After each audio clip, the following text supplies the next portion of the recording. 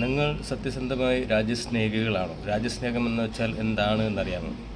ഈ കാണുന്ന ഭൂപ്രദേശത്തെയാണോ നിങ്ങൾ രാജ്യമെന്ന് ഉദ്ദേശിക്കുന്നത്?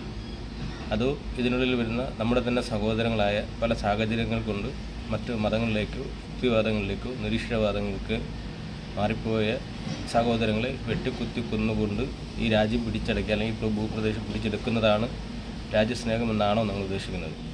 ഇനി അഥവാ ഈ ഭൂമിയാണ് രാജ്യമെങ്കിൽ ഈ ഭൂമിയിലുള്ള 150 കോടി പേരും ഇല്ല എന്നുണ്ടെങ്കിൽ ഇതിനെ രാജ്യമായി നിങ്ങൾക്ക് അംഗീകരിക്കാൻ സാധിക്കുമോ? രാജ്യമെന്ന് വെച്ചാൽ എങ്ങനെയാണ് ഉണ്ടാകുന്നത്?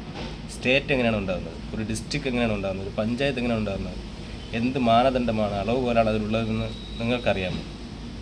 അപ്പോൾ ഞാൻ പറയാൻ ഉദ്ദേശിക്കുന്നത്, ഈ ഇന്ത്യയിലുള്ള 150-155 കോടി ജനതയെ ഏതെങ്കിലും ഒരു തരത്തിൽ നിങ്ങൾ ഹിന്ദു എന്നോ മുസ്ലിം എന്നോ ക്രിസ്ത്യൻ എന്നോ കമ്മ്യൂണിസ്റ്റ് എന്നോ BJP എന്നോ RSS എന്നൊക്കെ പറഞ്ഞ് വെട്ടിക്കുത്തി കൊല്ലുകയോ അക്രമം കാണിക്കുകയോ ചെയ്യുകയാണെങ്കിൽ അങ്ങനെയുള്ള ഒരുത്തനും രാജ്യസ്നേഹി